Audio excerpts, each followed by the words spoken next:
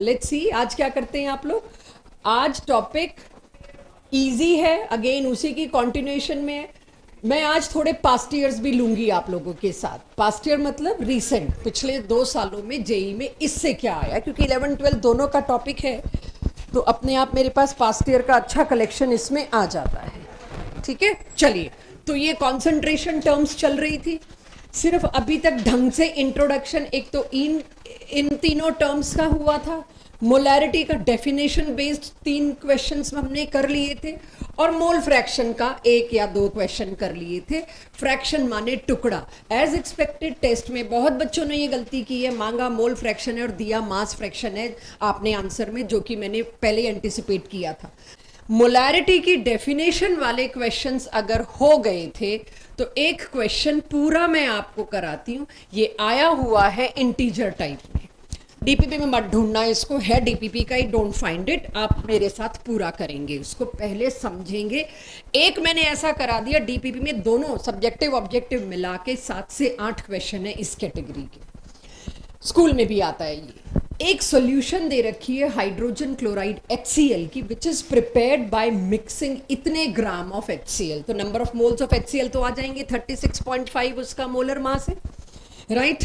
5.5 gram of HCl in 200 gram ethanol, यानी solvent कौन दे दिया मेरे को अब के, इथेनॉल। दोनों के मासेस मेरे को दे दिए। डेंसिटी ऑफ सॉल्यूशन मेरे को गिवन है, दैट इज 0.74 ग्राम पर ml। अब मेरे को डेंसिटी भी गिवन है, दोनों के मासेस भी गिवन है। सिंपल टर्म क्या पूछी है भाई, मोलैरिटी निकालो। ये क्वेश्चन की कैटेगरी अलग क्यों है, इसको पिछली क्लास में मैंने क्यों नहीं लिया। सबसे पहली चीज, मोलैरिटी का फॉर्मूला रिवाइज करते हैं। अगर किसी की भी मोलैरिटी निकालनी है, आपको number of moles by volume put करना है, और जो वॉल्यूम पुट करना है वो स्ट्रिक्टली किस में पुट करना है बच्चों, लीटर्स में। अगर आप वॉल्यूम को मिलीलीटर में पुट करते हैं तो यहाँ 1000 लिखना पड़ेगा, अदरवाइज यूजुअली क्लास में आप मेरे को ऐसे लिखते देखेंगे, एन अवस्थी में ऐसे लिखते देखेंगे सॉल्यूशंस में, और यही डीपीपी में देखेंगे आप, number of moles by volume in litres. तो इस क्वेश्चन को क्यों मैंने अलग कैटेगरी अलॉट की, तो लास्ट क्लास के हिसाब से डेफिनेशन बेस्ड था। How, let's check.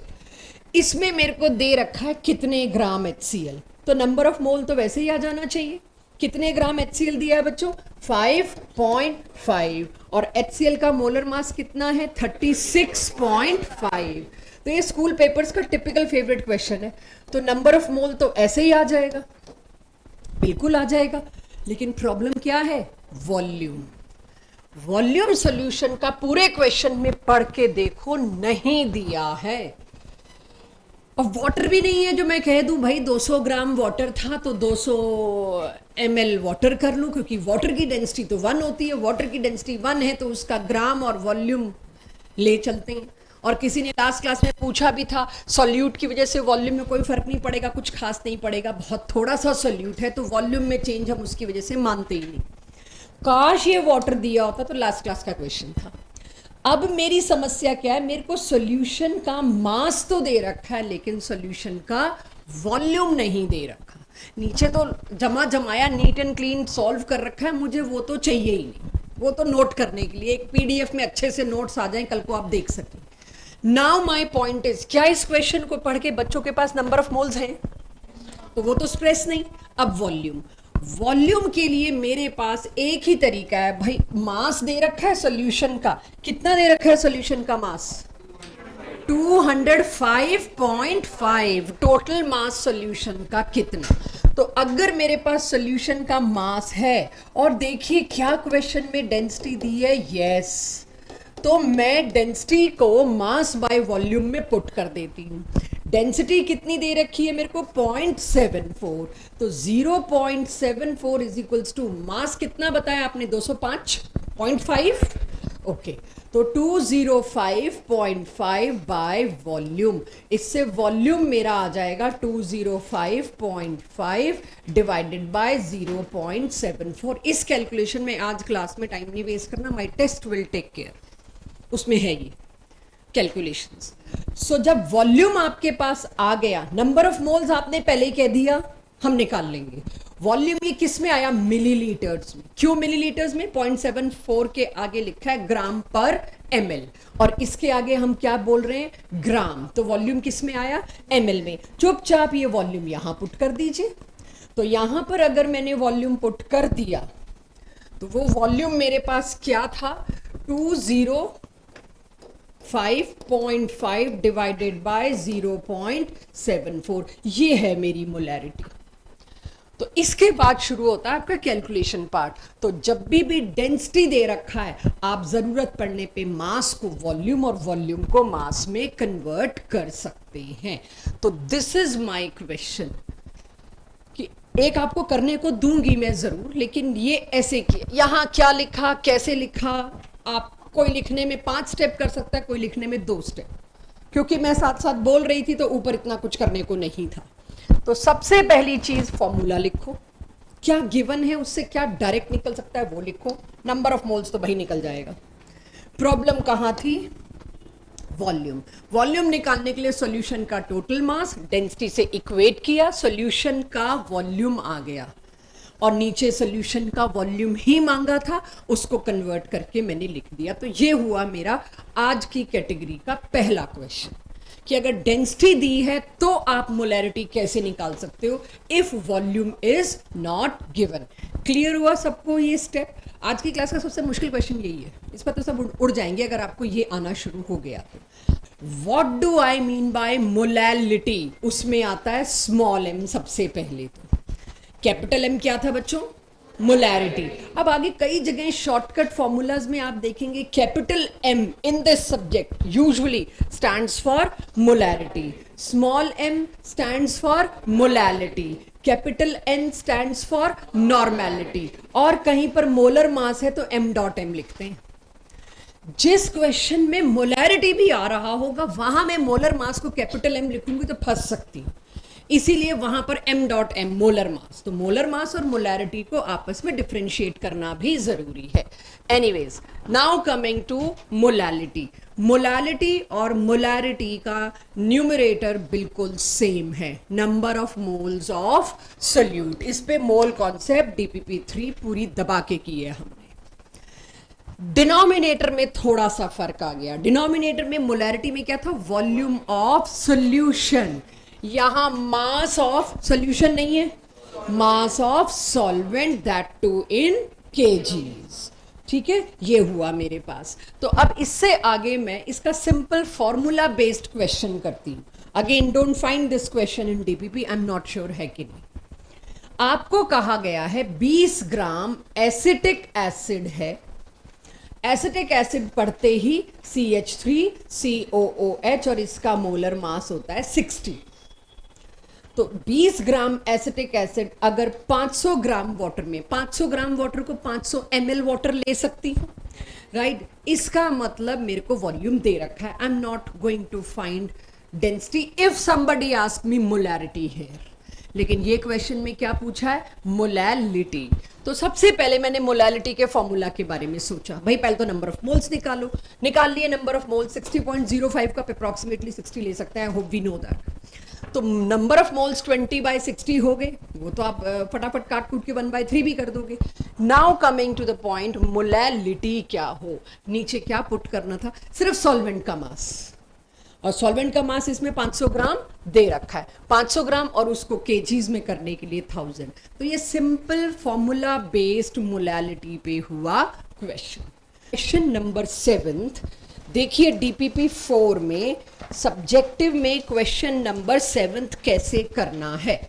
मैं इतनी हेल्प कर देती हूं कि मैग्नीशियम क्लोराइड का मोलर मास आपको ना निकालना पड़े। दैट इज 95 पॉइंट समथिंग होता है, 0.02। आप 95 लीजिए मैग्नीशियम क्लोराइड को, करिए, फिर मैं आपको दिखा दूंगी। क्वेश्चन 7 में आपको मोलैलिटी निकालनी है, यानी number of moles by mass in kgs, weight in kg of solvent. कोशिश करिए, MgCl2 ही है ना शायद, हाँ। 750 ग्राम वाटर में कितना मैग्नीशियम क्लोराइड डालूं ताकि इतने मोलल सोल्यूशन बन जाए? तो मेरे को बच्चों मोलल कितना है वो दे रखा है, राइट? मोलैलिटी बाई चांस इसमें क्या है, गिवन, और वाटर का मास भी दे रखा है 0.750 केजी। कर दूं, केजी में कन्वर्ट करना था 750 ग्राम को, तो मैंने 0.750 लिख दिया। निकालना क्या है, कितने मोल्स, उस मोल्स को ग्राम में तो फिर मैं कन्वर्ट कर ही लूंगी।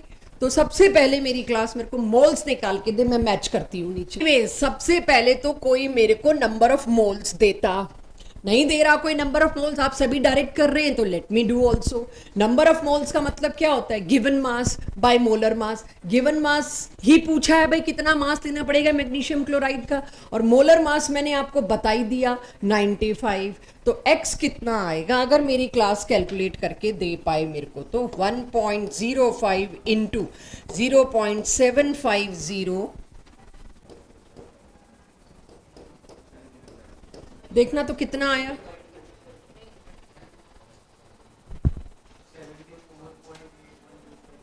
74.8 पकड़ लूं, इतना चलेगा, 74.8 ग्राम्स के आसपास आया है। कोई गलती हुई तो घर जाके एक बार चेक कर लेना क्या प्रॉब्लम है। क्वेश्चन 12th, शुगर सिरप का मोलर मास दे देती हूँ, सुक्रोज यानी टेबल शुगर का, दैट इज 342। तो सुक्रोज का मास अगर 342 है तो मेरे को मोलैलिटी दीजिए, और मेरे को इस क्वेश्चन में मोलैलिटी मांगी है। इन सिंपल टर्म्स अगर आप ये बता पाए गिवन क्या है, आप क्वेश्चन कर लोगे। आधी मुसीबत यहां होती है, हमें क्वेश्चन ही नहीं समझ आता। इस क्वेश्चन में दे रखा है शुगर कितनी है, 34.2 ग्राम्स, और सॉल्यूशन का मास कितना दे रखा है, 214.2 ग्राम्स। वाटर का मास खुद निकालना है, तो वाटर का मास कितना आया, 180। तो अगर आपने ये कर लिया भाई क्या क्या इंफॉर्मेशन गिवन है, हिडन है बट गिवन है, देन क्वेश्चन तो बचा ही नहीं। अब आपको मोलैलिटी निकालनी है। मोलैलिटी में शुगर के मोल्स पहले निकालने पड़ेंगे। तो बच्चों शुगर के मोल्स कितने होंगे, बड़ा इजीली दिख रहा है 34.2, क्या सोच के दिया अगलों ने, 0.1 मोल्स। अब आ जाती हूं मैं सीधे मोलैलिटी पे। मैंने मोल फ्रैक्शन के लिए इसके मोल्स भी निकाल दिए, but that is your part. मैं सीधे मोलैलिटी पे आऊं तो मोलैलिटी है 0.1 moles of sugar dissolved in 180 grams of water. उसको कन्वर्ट किया मैंने फिर किस में, केजीज में, and I am with the answer. अब इसको क्या करते हैं, 10/18 को क्या 5 लिखना है, 0.5 लिखना है, क्या लिखना है, दैट इज योर हेडिंग। मेरे को बताना भी मत। अब तो यहां तक आ गए तो फिर डिवाइड तो आप कर ही लेंगे। क्लियर सबको, ऑल ऑफ यू। चलिए अब 13th पे आइए। देखिए 13th में मेरी जरूरत है, कोशिश करना, जिन लोगों के नाम लिए थे उस वक्त आंसर नहीं आए तो अब दीजिए, अदिति और Ritesh. 15th, very good speed. 15th, your time starts now, I need quickest. फिर से टाइम स्टार्ट कर रही हूं मैं इस क्वेश्चन के लिए। यूरिया का मोलर मास 60, 3 ग्राम यूरिया है 100 ml सॉल्यूशन में। तो अब मेरे को निकालनी थी molarity, 3/60 divided by 100 into 1000 bye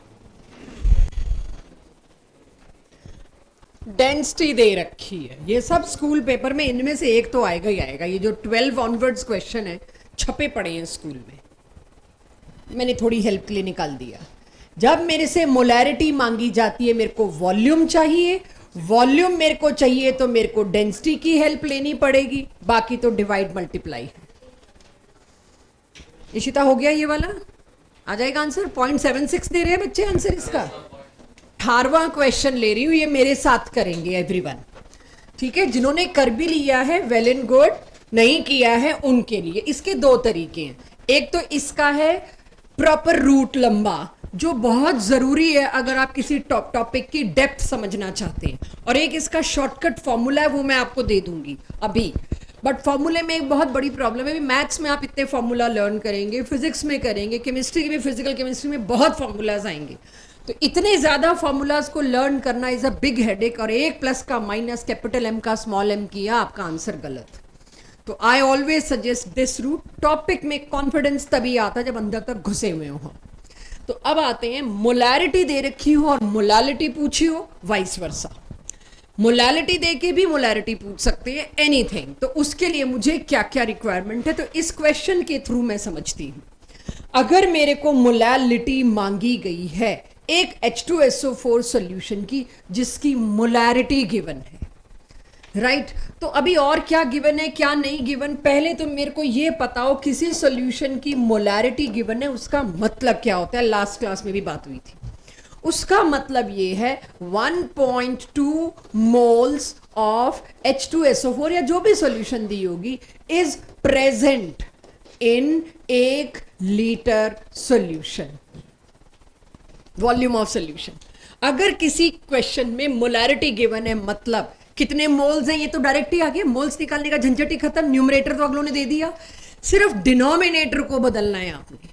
तो मोलैरिटी देके कोई मोलैलिटी पूछता है तो मोलैलिटी के लिए ऊपर तो 1.2 ही लिख दूंगी बच्चों, लेकिन डिनोमिनेटर में मेरे को क्या लिखना है आपके, मास ऑफ सॉल्वेंट। अब ध्यान दीजिए, वॉल्यूम दे रखा है सॉल्यूशन का 1 लीटर, सॉल्यूशन का वॉल्यूम दे रखा है, चेक। सॉल्यूशन का वॉल्यूम दिया है तो इसको डेंसिटी से रिलेट करके मैं सॉल्यूशन का मास निकाल लूंगी। सब लोगों की नजरें यहीं होनी चाहिए, कहीं और है तो मेरे को लगेगा समझ नहीं रहे। सॉल्यूशन का वॉल्यूम गिवन है और मेरे पास आ गया डेंसिटी 1.4 इज इक्वल्स टू, मास ही पूछा है मेरे से और वॉल्यूम कितना है 1000 ml लिख दूं बच्चों, तो इससे आसान क्या आएगा 1400 ग्राम्स। ये क्या आया, सॉल्यूशन का मास। लेकिन मोलैलिटी में डिनोमिनेटर में मेरे को जो वेट पुट करना होता है वो सिर्फ और सिर्फ किसका पुट करना होता है, सॉल्वेंट का। इसमें से सोल्यूट का मास माइनस कर दो। भाई सोल्यूट का मास कहां दे रखा है, मोल्स दिए ना 1.2, और एक सल्फ्यूरिक एसिड 1 मोल का मास होता है 98 ग्राम। 1.2 का कितना होगा, इसमें से माइनस कर दो 1.2 इंटू 98, वो क्या आ गया आपका सॉल्वेंट का मास, अकेले सॉल्वेंट का मास। वो उठा के इसके डिनोमिनेटर में पुट करिए। इतने से नहीं हुआ तो फिर नीचे सजी सजाई सॉल्यूशन दूंगी। और कहीं कुछ ऐसा है जो लगता है कि नहीं आपको दोबारा पूछना चाहिए तो मैंने तेज बोल दिया, पहला क्वेश्चन है इस वैरायटी का, I am here to answer. But समझते भाई आपकी कॉपी में पूरा पन्ना भरोगे इस पे, पहले ऐसे किया फिर ऐसे किया, अपने आप को समझाओ कि पहले फॉर्मूला सोचा, पहले तो गिवन क्या क्या है, हिडन तो उसके अंदर असली चीज है, जो गिवन है वो निकाल के आधी लड़ाई तो वहीं जीत ली। उसके बाद क्या निकालना है, मोलैलिटी, यानी मुझे सिर्फ सॉल्वेंट के वेट पे काम करना है। यार तुम मेरे से कोई अच्छा सवाल पूछो ना, तुम लोग जब से देखो अप्रॉक्सीमेशन ही पूछ रहे हो। आई डोंट नो ना 4 ऑप्शन क्या दिए होंगे, आई डोंट नो आपका स्कूल टीचर कितने अप्रॉक्सीमेशन को वेलकम करता है। मेरी तरफ से तो होना चाहिए कि हमने कैलकुलेटर्स थोड़ी बनाने हैं, लेकिन आई एम नॉट श्योर आपके सामने वाला जो चेक करने वाला है वो क्या डिमांड कर रहा है। That is why to be on safer side I suggest not to take approximation. But जब एक साथ 50 क्वेश्चन कर रहे हो ले लो, एग्जाम में मत करना, अभी कर लो, ठीक है एग्जाम। चलिए, तो मैंने मोलैलिटी इसके सारे क्वेश्चन ले लिए। किसी को लगे कि नहीं भाई मेरे को तो ये तरीका नहीं पसंद आया तो वो शॉर्टकट थोड़ी देर में आपके सामने आएगा, मैं अभी इतना अर्ली लाती नहीं इसके लिए। अब आपने मोलैरिटी डेंसिटी का रिलेशन देख लिया, मोलैलिटी का रिलेशन देख लिया, क्या मोलैलिटी और डेंसिटी भी कर सकते हैं? तो ऑब्जेक्टिव का पहला question, if somebody wants to do by yourself, herself, himself करिए, वरना मैं करा रही हूँ। पहले क्वेश्चन पढ़ो, मैं करा रही हूँ, कि जरूरी नहीं है सब पकड़ पाए हूँ, जो पकड़ पाए हूँ उनके लिए मोस्ट वेलकम।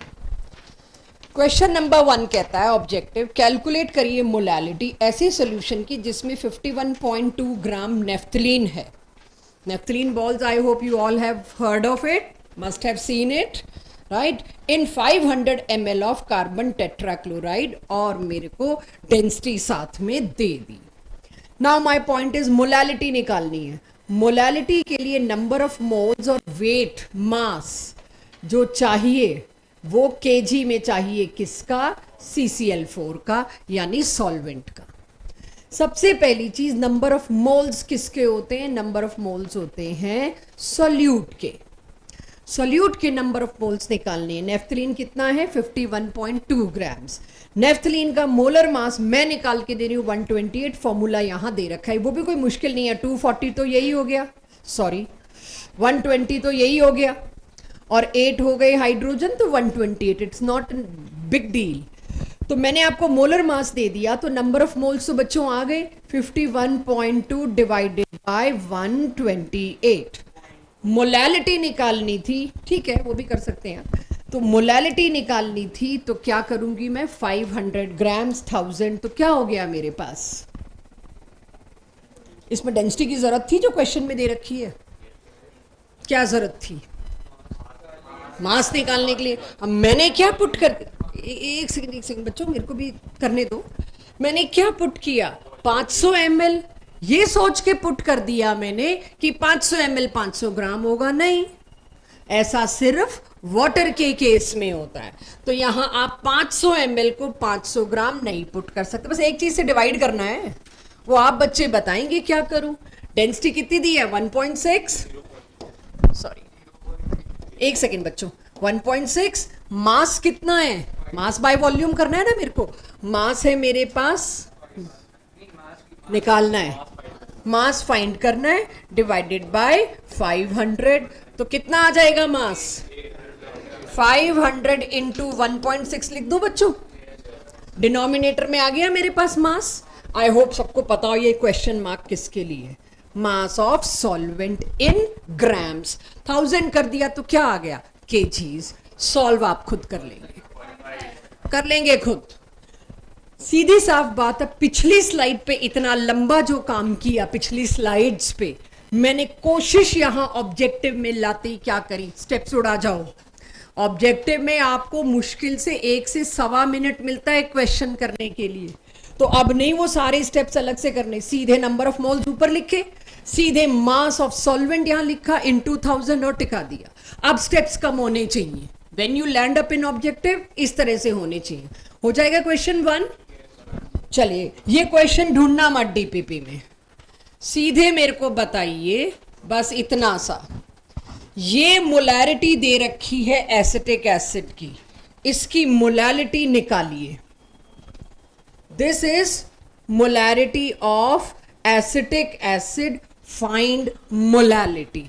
डायरेक्ट क्वेश्चन पूछ रही हूं, एक करा के फिर आपसे पूछ रही हूं। अगर कोई क्वेश्चन में दे रखा है मोलैरिटी इज इतना, उससे क्या समझ में आता है, उससे समझ आता है आपके पास एक ऐसी सॉल्यूशन है जिसमें 2.05 मोल्स प्रेजेंट हैं इन 1 लीटर सॉल्यूशन। तो सॉल्यूशन का वॉल्यूम क्या लेंगे, 1000 मिलीलीटर या 1 लीटर, जो पसंद आए। करिए इस क्वेश्चन को। तो सोल्यूट का मास तो सब्ट्रैक्ट करो, एक क्वेश्चन करा के आई हूं। इसका एसिटिक एसिड का मोलर मास होता है 60, तो अगर एसिटिक एसिड का मोलर मास 60 होता है तो कितने मोल है, अप्रॉक्सीमेटली 2 मोल मान लूं, तो 120 ग्राम तो एसिटिक एसिड है उसके अंदर। टोटल सॉल्यूशन का वॉल्यूम आपको दे रखा है 1000 ml, जिसको आपको मास भी 1000 ग्राम लेना मजबूरी हो गई क्योंकि मैंने क्वेश्चन में डेंसिटी नहीं दी।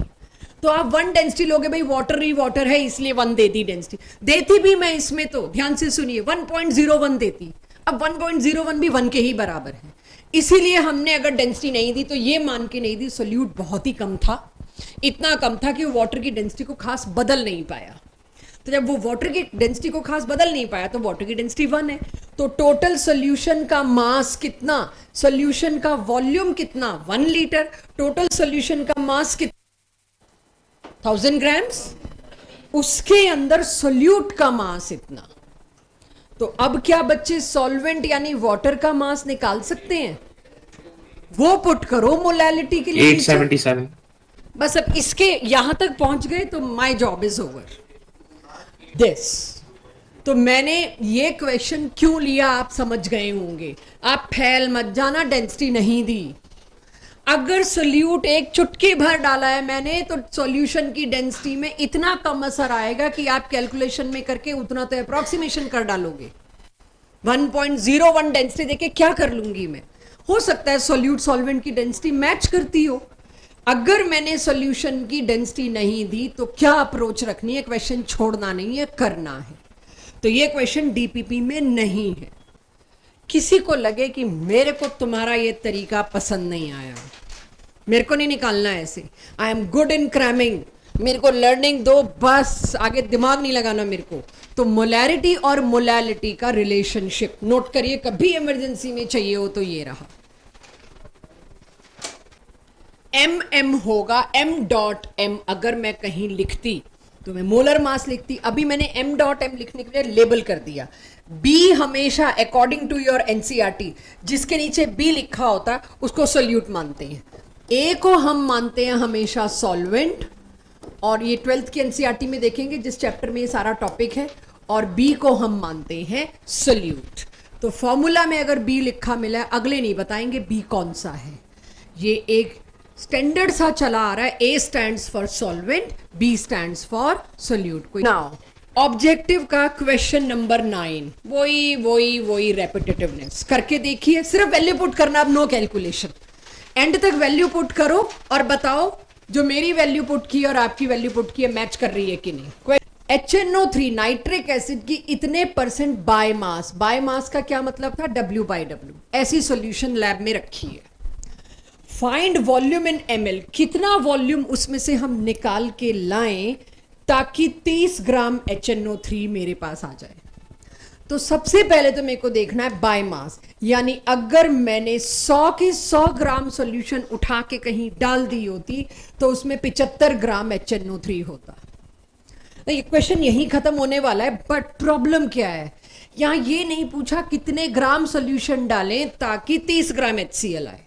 फिर तो आप क्या करते, आप करते भाई ठीक है 75 ग्राम मिलता है मेरे को 100 ग्राम डालने पे, तो 30 ग्राम मुझे कितने ग्राम डालने पे मिलेगा, खत्म था। I don't need any interruption please, 2 minute मुझे पढ़ाने दीजिए, मुझे एक मेथड कम्युनिकेट करने दीजिए प्लीज। यहां मेरे को पूछा है कितना वॉल्यूम उस सॉल्यूशन का लाऊं जो बाई मास दे रखा है। तो पहले तो मेरे को पूछना पड़ेगा डेंसिटी, और डेंसिटी क्वेश्चन में दे दी। इसी सॉल्यूशन का 100 ग्राम जो पड़ा है वो ml में कितना है। अगर आज भी आप किसी शॉप पे जाके देसी घी का डब्बा लाते हैं 1 लीटर, तो उस पे लिखा होता है 890 ग्राम या 900 ग्राम। 1 लीटर 890 ग्राम के बराबर है। तो पहले तो मुझे ये बताओ इसका जो 100 ग्राम है क्या 100 ml के बराबर है, नहीं। कितने ml के बराबर है, पहले मैंने टोटल वॉल्यूम ऑफ सोल्यूशन निकाला 80 ml, बस काम खत्म। 80 का 80 ml में उठा के ले आई तो मैं कितने ग्राम HNO3 ला रही हूं, 75 ग्राम। यही मतलब है इसका, यानी मैंने 75 ग्राम HNO3 कहीं देना होता तो मैं इस सॉल्यूशन का 80 ml पकड़ाती। अब मेरे से क्वेश्चन में क्या पूछा है, मुझे सिर्फ 30 ग्राम HNO3 चाहिए। तो if I am a lab assistant to a scientist, और लैब असिस्टेंट का काम क्या होता है, असिस्ट करना, तो साइंटिस्ट ने कहा है कि स्टॉक सॉल्यूशन में से 30 ग्राम HNO3 लेके आइए। अब ये लैब असिस्टेंट का काम है टू कैलकुलेट मैं कितने ml निकालूं। अगर 80 ml निकाला तो 75 ग्राम HNO3, मुझे कितने ml निकालना पड़ेगा, वो निकालना कैसे निकालना है भाई, सिंपल यूनिटरी मेथड। 75 ग्राम के लिए आपको 80 ml चाहिए, 1 ग्राम के लिए आपको 80/75, और 30 ग्राम के लिए 80/75 इंटू 30, दोनों ग्राम ग्राम कट जाएंगे, बचेगा ml, that is your answer. ये देखो 3.5% बाय मास ऑफ NaCl का क्या मतलब होगा, इतने ग्राम NaCl 100 ग्राम सॉल्यूशन में प्रेजेंट है, यही मतलब हुआ। तो नंबर ऑफ मोल्स तो मैं सोचूं निकाल ही लेंगे बच्चे। पूछा क्या था इस क्वेश्चन में, मोलैरिटी, नंबर ऑफ मोल्स तो आ गया। अब क्या बचता है, डेंसिटी दे रखी है, लो जी दे रखी है। तो अब मेरे को मोलैरिटी पूछी है तो वॉल्यूम चाहिए, मैंने तो करी कुछ नहीं रखा, क्या ही देखोगे तुम। नीचे मेरे को वॉल्यूम चाहिए बच्चों, तो वॉल्यूम कैसे निकालूंगी मैं, डेंसिटी की हेल्प से। चलो ये भी पता है हमको, density is mass by volume. Total mass solution का क्या है 100 ग्राम, और डेंसिटी पता है, तो देखो कितनी दे रखी है डेंसिटी बच्चों, 1. चलो तो अब वॉल्यूम भी आ गया, अब वॉल्यूम पुट कर दो। मोलैरिटी क्यों पूछी है मेरे को? इसमें मोलैरिटी पूछ रहे थे तो ढंग का क्वेश्चन होता है ये थोड़ा। मोलैरिटी पूछ के तो बहुत आसान कर दिया। सीधे वॉल्यूम निकाल के डेंसिटी से पुट कर दो डिनोमिनेटर में। 0.68 और 0.61। भाई तुमने कहीं इसको अप्रॉक्स कर दिया है तो उससे गलती होगी। 0.61 ही आ रहा है, जिनका 0.68 आ रहा है चेक चेक चेक। समझ आया मैंने क्या किया? तो मेरे पास वॉल्यूम कितना आ गया? मैं तो भाई बहुत पीछे चल रही हूँ। वॉल्यूम आया 100 by 1.025। Thank you for dictation. ठीक है, और अब ये वॉल्यूम मैं पुट कर दूंगी इधर इनटू 1000, क्योंकि मेरे को लीटर में जाना है। तो लो जी, मैंने तो फॉर्मूला भी पुट कर दिया, मोलैरिटी का वैल्यूज पुट कर दी। तो सब क्वेश्चन नंबर 11, मैं उम्मीद नहीं कर रही ये आपसे होगा। आई am not expecting it, still शुरुआत करिए। ये मेरे को एक मेटल का क्लोराइड दिया है जिसमें क्लोरीन का शेयर 55% है। तो मेरे को पूछा है मेटल के क्लोराइड में कितने क्लोरीन हैं, यानी MClX। अब ये एक है क्लोरीन के, दो है कि तीन है? तो अब इसमें देखिए साथ में एक इंफॉर्मेशन और दे रखी है। गैशियस 100 ml MClX को मैं लूं तो उसका मास इतना है STP में, तो मोलर मास निकाल लूंगी इससे। तो जब 100 ml का इतना है तो 22400 ml का कितना है, मैंने इसका मास निकाल लिया। इसके मास का 55% हिस्सा किसका है? क्लोरीन का। तो इसका 55% निकाला तो वो कितना आया? लगभग 70। एक क्लोरीन का मास कितना? 35.5। दो क्लोरीन का मास कितना? आपके सामने है। परसेंटेज हो गई बच्चों, मोलैरिटी हो गई, मोलैलिटी होगी, नो गोइंग बैक। अब इसके बाद इसकी जरूरत हमें पड़ेगी तो अगले चैप्टर्स में पड़ेगी, तब दोबारा बात करेंगे अगर लगा तो। अब पीपीएम वर्ड क्यों लाया गया? सोचिए, परसेंटेज भी क्यों लाया गया होगा? कभी भी कोई आंसर आप डेसिमल्स में देते हैं तो उसमें गलती का चांस बहुत ज्यादा होता है। कहीं कोई कहे 0.03 डाल दो और उसके बजाय कहे 3% डाल दो तो वो बेटर रहता है। तो डेसिमल से आंसर शुरू हो रहे थे किसी भी चीज के, चाहे मुझे किसी मेडिसिन में, चाहे मुझे किसी कॉस्मेटिक में बताना है तो भी परसेंटेज, कि इस पूरे चिप्स के पैकेट में 0.00% प्रोटीन है और इतने परसेंट इसके अंदर सोडियम है या मैग्नीशियम है। तो परसेंट में बहुत क्लियर दिखता है। तो कोई भी चीज जब बहुत कम है, जैसे सी वाटर में NaCl कितना है, या आपसे पूछ लेते हैं एटमॉस्फेयर में फलाना पोल्यूटेंट कितना है, उनकी वैल्यू आएगी 0.00032। तो एक जीरो ऊपर नीचे हो गया, हमारी कैलकुलेशन सारी इधर उधर। तो कभी भी कोई चीज जब ट्रेसेस में मौजूद होती है उसको हम परसेंटेज में बताने के बजाय, पर 100 में बताने के बजाय पर मिलियन में बताते हैं। तो पर मिलियन कितना होगा? I hope we all know, 10 की पावर 6। यानी कभी भी पार्ट्स पर मिलियन में जब आप बताएंगे तो वो है 10 की पावर 6 में। इसको परसेंटेज से रिलेट करूं ताकि आप समझ सकें इजीली। परसेंटेज का मतलब क्या है? पार्ट्स पर सेंचुरी, दैट इज 10 की पावर 2। 100 में कितना? अब अगर मैं आपको कहूं पीपीएम का फॉर्मूला दे दो, तो कोई आपसे परसेंटेज का फॉर्मूला दे तो क्या करते हो? Divide by 100, right? तो आपसे कोई पीपीएम का फॉर्मूला मांगे तो डिवाइड बाय 10 की पावर 6। इस पीपीएम को समझना सुनना बहुत आसान है, इसको अंडरस्टैंड करते हैं। ये क्वेश्चन क्लास 11th की एनसीईआरटी बैक एक्सरसाइज में भी है इस चैप्टर में, 12th की एनसीईआरटी के बैक एक्सरसाइज में भी सेम क्वेश्चन प्रिंटेड है। 2-3 क्वेश्चन आपको ऐसे मिलेंगे जो रिपीट हैं 12th की एनसीईआरटी में। तो पहले मैं इस क्वेश्चन को पढ़ती हूँ। इसी डीपीपी का सब्जेक्टिव में 9th क्वेश्चन है, दैट इज ड्रिंकिंग वाटर के अंदर इतना क्लोरोफॉर्म है। CHCl3 is a chloroform. एक लिमिट होती है, अलाउड लिमिट्स, कि ड्रिंकिंग वाटर में ये क्लोरीन इतना चल सकता है, इससे ऊपर है तो वो एक हेल्थ हैजर्ड भी बन सकता है। तो एक लिमिट अलाउड होती है। तो अगर मैं देखूं ड्रिंकिंग वाटर के अंदर इतने ppm क्लोरोफॉर्म मौजूद है। अब मेरे को इतने ppm क्लोरोफॉर्म मौजूद है, भी पूछा क्या है वो बात की बात है, लेकिन इस बात का मतलब पहले पता हो कि क्या दिया है मेरे को। अगर मैंने ड्रिंकिंग वाटर का 1 मिलियन पार्ट लिया तो उसमें 15 पार्ट क्लोरोफॉर्म के हैं। 1 million part. And what is this part? Suppose grams, yes, suppose kilograms, yes, suppose litres, millilitres, anything. Part माने एनीथिंग। तो अगर अब मैं 15 ppm लूं तो मतलब 15 ग्राम मौजूद होगा 1 मिलियन ग्राम वाटर सैंपल आप लाओगे तो इफ दिस इज सो तो क्वेश्चन में मेरे को 2-3 पार्ट्स दे देते हैं, मैं एक ही पार्ट करा रही हूं। मोलैरिटी निकालो इसकी, कितना क्लोरोफॉर्म है वाटर के अंदर, इस बात की मोलैरिटी निकालिए। तो अब आप सोचिए, मेरे को मोलैरिटी निकालने में फॉर्मूला क्या चाहिए? Number of moles. Number of moles मैं कैसे निकालूंगी? पता नहीं क्यों लिख रखा है यहां पे, सॉरी। कितने ग्राम क्लोरोफॉर्म है बच्चों मेरे पास? 15 ग्राम। 15 ग्राम क्लोरोफॉर्म का मॉलिक्यूलर मास मैं आपको दे रही हूं 118.5। नंबर ऑफ मोल्स तो निकल जाएंगे, लेकिन मेरे को नंबर ऑफ मोल्स तो नहीं मांगे, मेरे को क्या मांगा है? मोलैरिटी। उसको किससे डिवाइड करना पड़ेगा?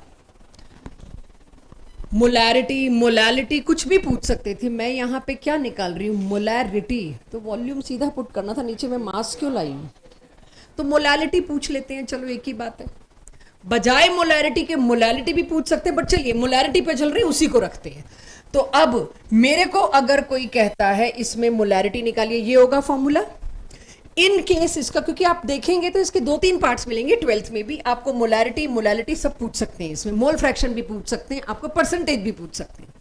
मोलैरिटी निकालने तो मेरे को कुछ ऐसा करना है, नंबर ऑफ मोल्स की जगह क्या पुट करूं बच्चों? 15 बाय, हाँ जी, 15 कैसा आया उधर नंबर ऑफ मोल्स के लिए? वो मास थोड़ी गिवन है हमें। तो और क्या गिवन है? 15। सुनो 15% बोलूंगी तो क्या बोलोगे?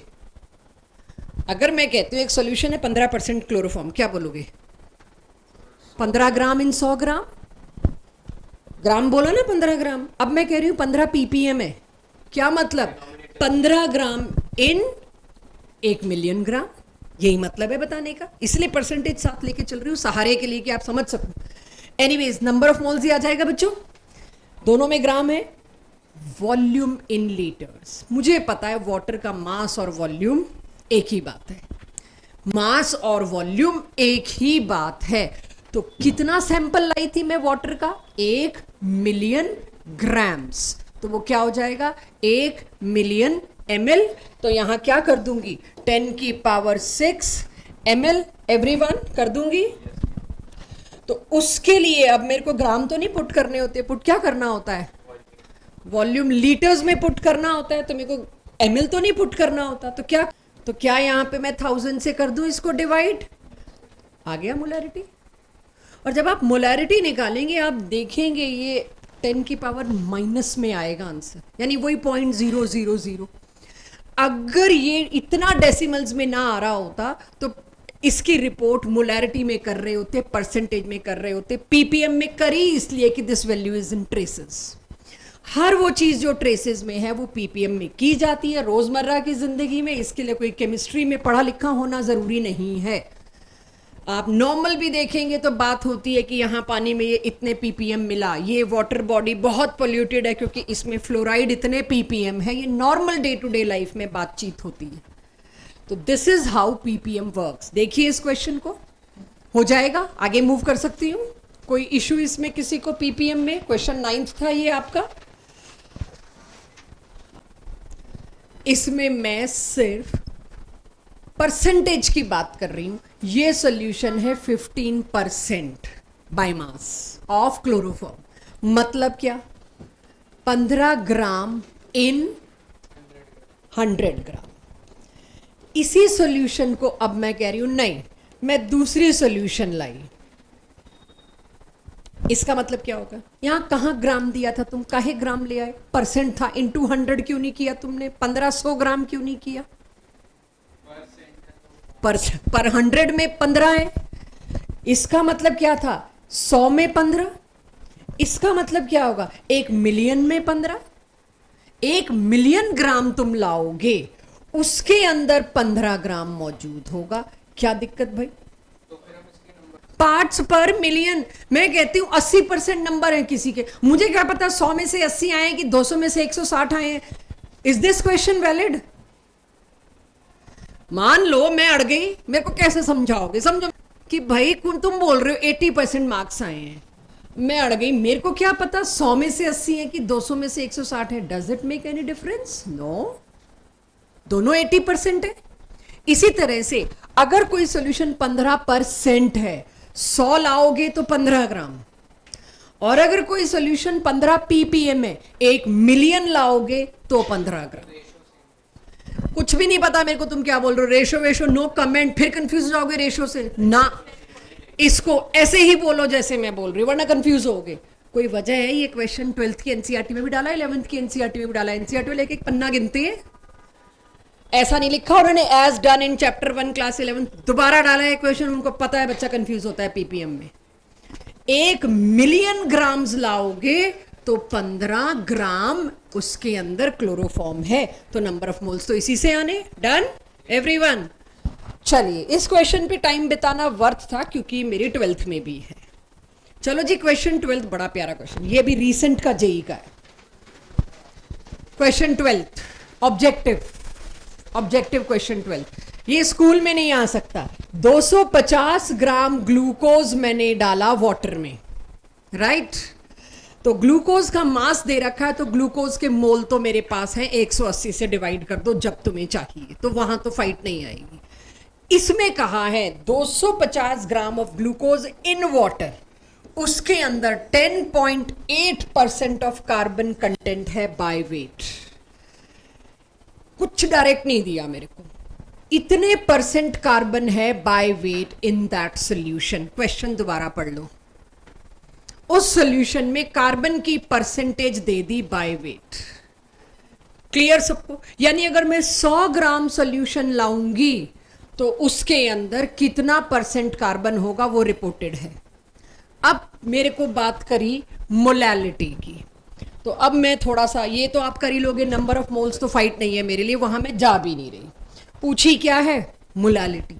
तो नंबर ऑफ मोल्स तो मेरी सारी क्लास दे देगी। अब मेरे को समस्या है इसमें सॉल्वेंट कितना है, वो नहीं है मेरे पास। तो जब मेरे पास सॉल्वेंट नहीं है, कितना इन केजीज, फाइट सारी वेट की है, तो अब कैसे वेट निकाला ये सोचिए और ये देखिए, सब क्वेश्चन में गिवन है। अगर मेरे को ये पता है कि कितने मोल ग्लूकोज है, वो तो मेरे को पता है, मैं सॉल्व करने में भी इंटरेस्टेड नहीं हूं, बट मुझे पता है इतने मोल ग्लूकोज है। अगर 1 मोल होता तो कितने ग्राम कार्बन था बच्चों? 72 ग्राम्स। कार्बन कितना होता अगर पूरा 1 मोल होता? 72 ग्राम्स। बट है कितना? इतना। तो इतने मोल्स कार्बन ग्लूकोज में कितना कार्बन होगा?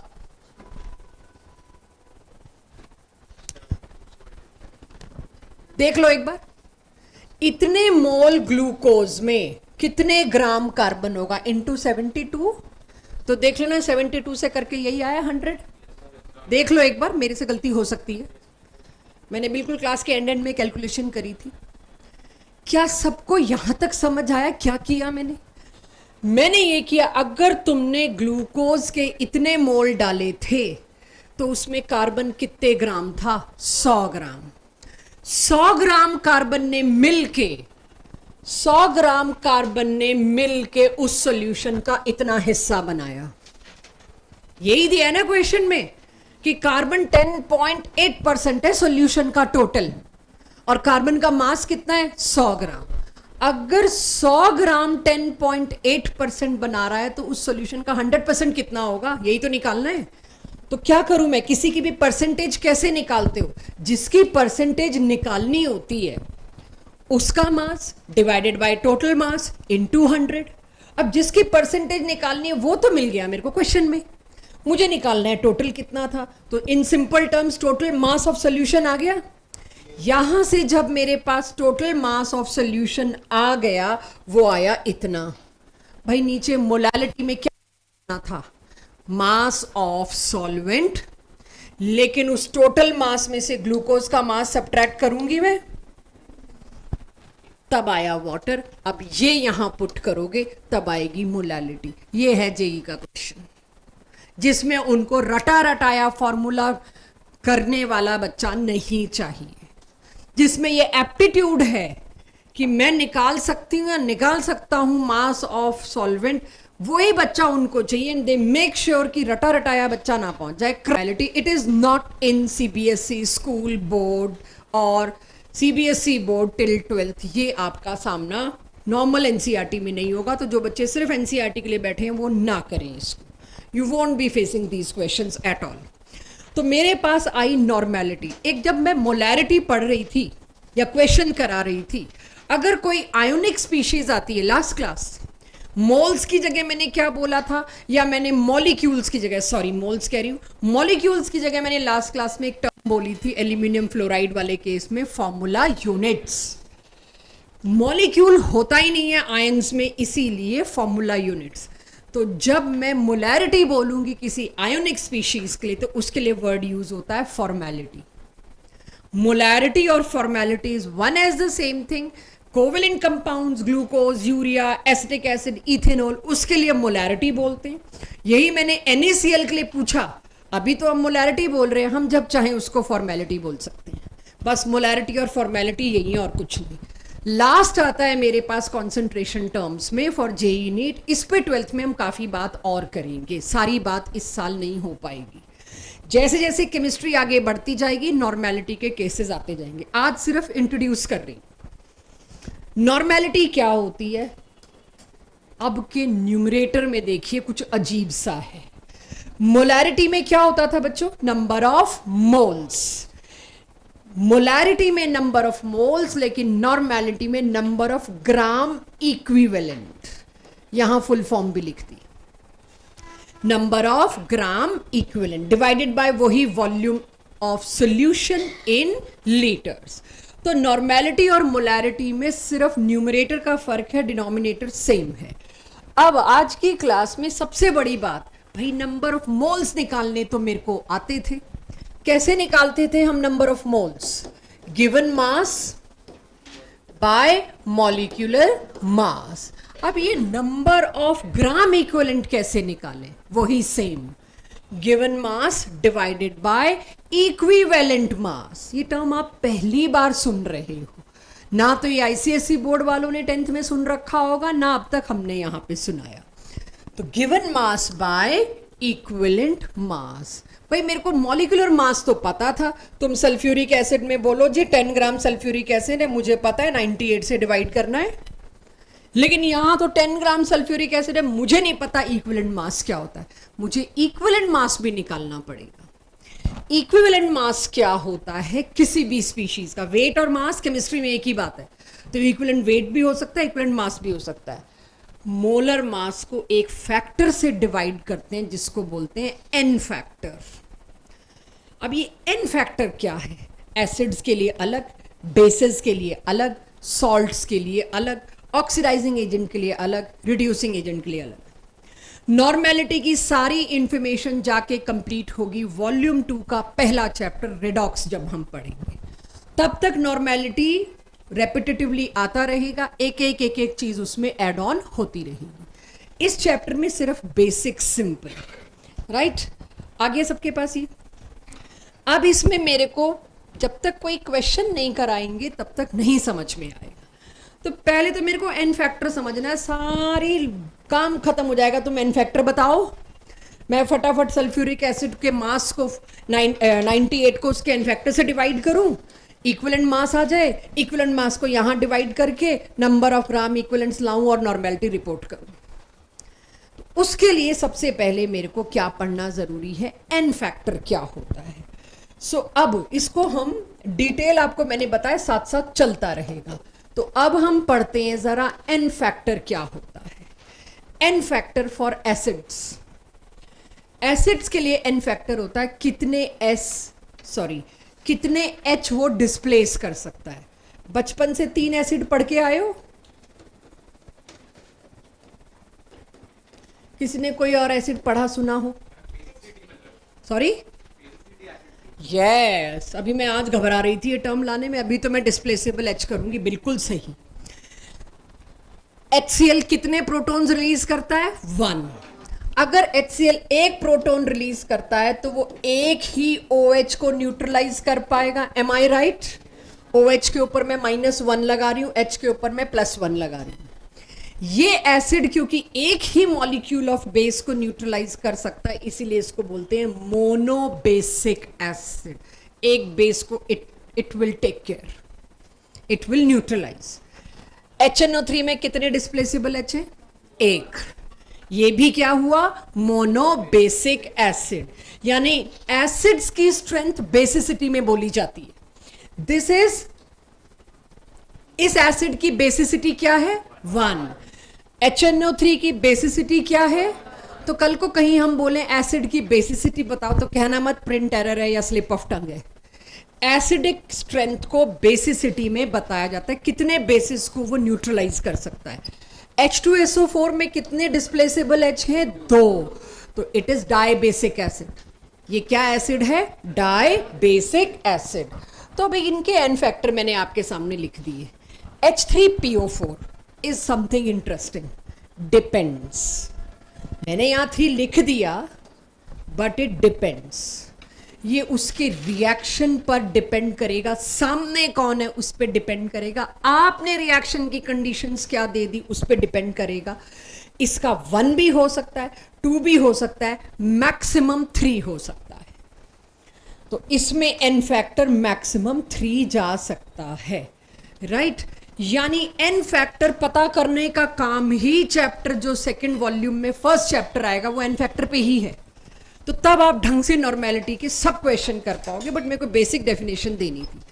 ऐसे ही बेसिस के लिए पूछूं, देखिए मेरी क्लास रिएक्ट कर पाती है? केमिस्ट्री की क्लास है, रिएक्ट तो करना ही है। नहीं नहीं, मैं बेस दे रही हूं, नंबर है ये तो। हाउ मेनी डिस्प्लेसेबल H, यही मैंने कहा। लेकिन तुम लोग ना एक सेकंड भी दिमाग पे इतना जोर नहीं देते कि सामने वाला बोल रहा है सुन तो लो, सवाल तो पूरा होने दो। बी अ गुड लिसनर, एक बार मेरे क्वेश्चन को सुन लो, फिर तुम्हारे अटपटे सवाल खत्म हो जाएंगे। तो बी अ गुड लिसनर।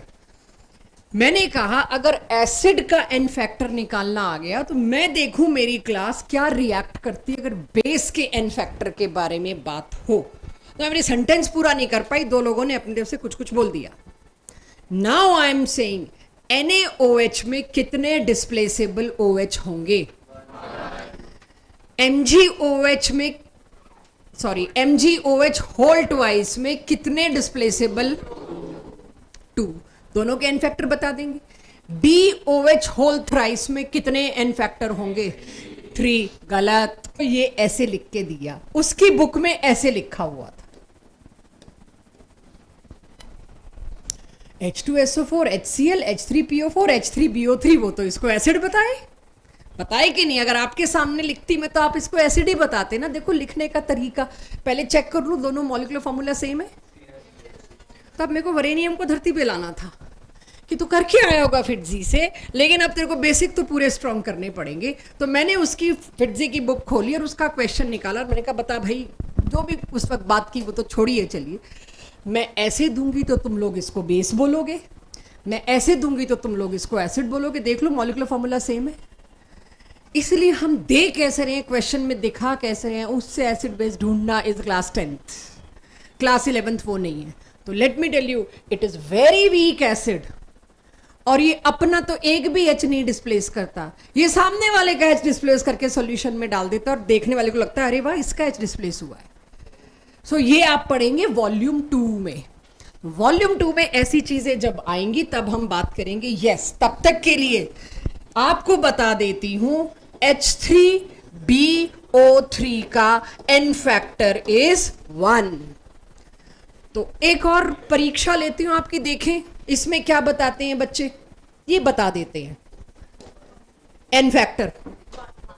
क्यों 4 क्यों नहीं? 4 हाइड्रोजन है, क्योंकि डिस्प्लेस एक ही होगा। इसीलिए ये जब हम जब एसिड बेसिस पढ़ेंगे हम तब बात करेंगे। तो ये आपको एन फैक्टर ढूंढने की थोड़ी जद्दोजहद, और ये अभी इस चैप्टर में पूरी नहीं होगी। मुझे इसकी नॉर्मेलिटी दीजिए। अगर सॉरी मेरे को कहा गया है नॉर्मेलिटी और मोलैरिटी दोनों दो, आप दे नहीं रहे, ये आपकी डीपीपी का ही क्वेश्चन है, ठीक है? आप सुन रहे हैं, समझ रहे हैं, इससे आसान क्वेश्चन नहीं ला सकती मैं। अगर 500 ml वाटर में आपने 49 ग्राम H2SO4 डाला है, मोलारिटी नहीं पूछ रही मैं, देना भी मत, कर लोगे, इसकी नॉर्मेलिटी निकालिए। तो नॉर्मेलिटी का फॉर्मूला क्या है? Number of gram equivalents by volume in litres. अब पहले तो कोई मेरे को ग्राम इक्विवेलेंट निकालने बताए, ये एन फैक्टर नहीं है, नंबर ऑफ ग्राम इक्विवेलेंट, मोल की जगह ये लिखते हैं एन सबस्क्रिप्ट EQ। ये क्या हुआ? Given mass by equivalent mass. अब गिवन मास कितना है मेरे पास? 49 ग्राम्स दे रखा है। इक्विवेलेंट मास का क्या करूं? इक्विवेलेंट मास क्या था? Molecular mass by n factor. Molecular mass इसका कितना होता है? एन फैक्टर H2SO4 का 49 ही हो गया, 49 ही हो गया ये भी। तो 49 बाय 49 क्या हुआ? 1। नंबर ऑफ इक्विवेलेंट कितने आए इसमें? 1। तो यहां पर अगर मैं देखूं, number of equivalent came out to be 1। तो नॉर्मेलिटी क्या होगी? 1 डिवाइडेड बाय 500 ml था बच्चों, और इसको लीटर में तो कन्वर्ट करना पड़ेगा। इसी की मोलैरिटी पूछी होती तो क्या आता? 3 स्लाइड है, क्यों बढ़वा रहे हो? मोलैरिटी पूछी होती, number of moles by volume. Number of moles तो 49 में कितने होते हैं? आधे। तो 0.5 बाय 500 इंटू 1000। तो नॉर्मेलिटी भी आपके सामने आ गई और मोलैरिटी भी आपके सामने आ गई। ये मैंने निकालने की कोशिश की मोलैरिटी। नॉर्मेलिटी और मोलैरिटी में फर्क क्या था? सिर्फ एन फैक्टर ही तो लाए डिनोमिनेटर में डिवाइड करने को, मोल्स वाली जगह। यानी अगर आप चाहो आप इस रिलेशन को भी हमेशा याद रख सकते हो। नहीं निकालनी आपको नॉर्मेलिटी, मेरे तरीके से नहीं पसंद आ रहा इक्विवेलेंट आपको, मोलैरिटी निकाल के उसको एन फैक्टर से इक्वेट कर दो। Molarity is always normality by n factor. Molarity की क्या होती है? मोल पर लीटर। नॉर्मेलिटी की क्या होगी? ग्राम इक्विवेलेंट पर लीटर। ठीक है। अगर मैं आपको कहूं H2SO4 solution, quick answer, oral answer, H2SO4 solution की, बस भाई H2SO4 सॉल्यूशन की मोलैरिटी इज 0.2, उसकी नॉर्मेलिटी कितनी होगी? ये फॉर्मूला सामने हुआ तो दे देंगे। नॉर्मेलिटी और मोलैरिटी का जब भी आपस में कुछ पूछा जाए, यूज दिस।